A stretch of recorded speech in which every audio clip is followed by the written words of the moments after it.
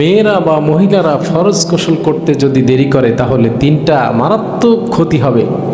এই তিনটা মারাত্মক ক্ষতি থেকে বাঁচার জন্য আল্লাহ পাক রব্বুল আলামিন কোরআন কারিমে বললেন, ওয়াইন কুনতুম জুনুবান ফাত্তাহারু। আল্লাহ পাক রব্বুল আলামিন বললেন, যখন তোমরা অপবিত্র হবে, বিশেষ করে নাজাসাত থেকে তোমরা তহারাত অর্জন করবে। যখন তোমরা অপবিত্র হয়ে যাবে, ওয়াইন কুনতুম, যখন তোমরা বিশেষ করে জুনুবান তোমরা অপবিত্র হবে, ফাত্তাহারু, তখন তোমরা বিশেষ করে পবিত্রতা অর্জন করো।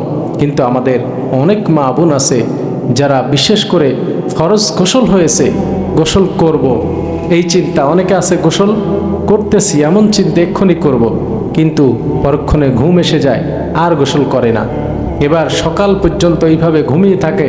সকালবেলায় যখন আপনার বিশেষ করে নামাজে সলাতের আজান দেয়, সলাতের টাইম, আরেকটু ঘুমাও, আরেকটু ঘুমাও, আরেকটু ঘুমাও, তোমার শরীর ক্লান্ত, একটু পরেই তো উঠবা।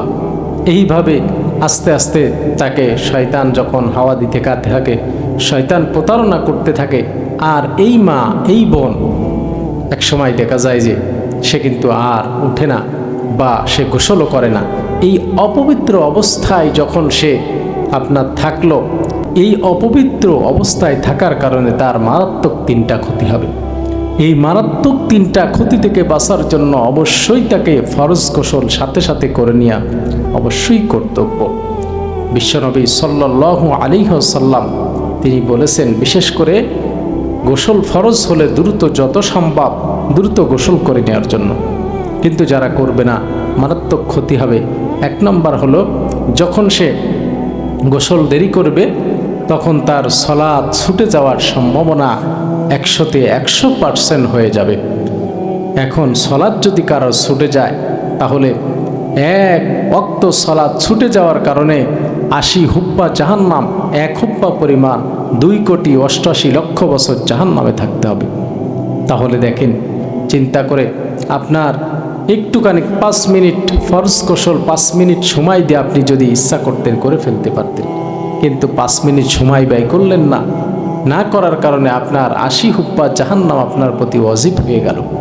এই 80 হুপ্পা, 1 হুপ্পা পরিমাণ 2,88,00,000 বছর জাহান্নামে আপনাকে থাকতে হলো। কত বড় মারাত্মক ক্ষতি আপনার হয়ে গেল। নাম্বার হচ্ছে আপনার কি ক্ষতি হতে পারে? 2 নাম্বার হচ্ছে, আপনি যখন ফরজ গোসল করতে লেট করবেন তখন আপনি আল্লাহর আদেশকে অমান্য করার জন্য প্রস্তুত হয়ে গেছেন।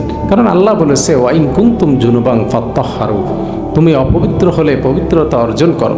কিন্তু আপনি করলেন না।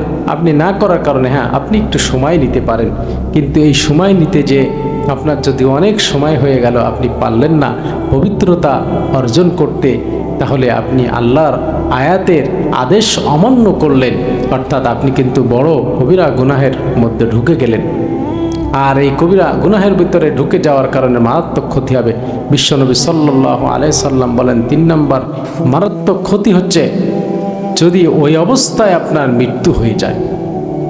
যদি মা বোন যারা বিশেষ করে এই কাজে অলসতা করে, ফরজ গোসল করতে দেরি করে, তাদের উদ্দেশ্যে বলছি, বিশেষ করে এটা করার কারণে যখন আপনার যদি ওই অবস্থায় মৃত্যু হয়ে যায়, তাহলে আপনি কিন্তু অপবিত্র অবস্থায় দুনিয়া থেকে বিদায় নিলেন, নাউজুবিল্লাহ।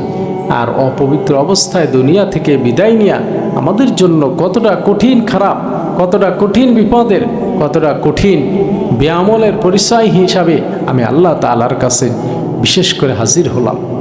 আপনাকে আমাকে কিন্তু এই টেন্ডেন্সি, এই চিন্তা করতে হবে।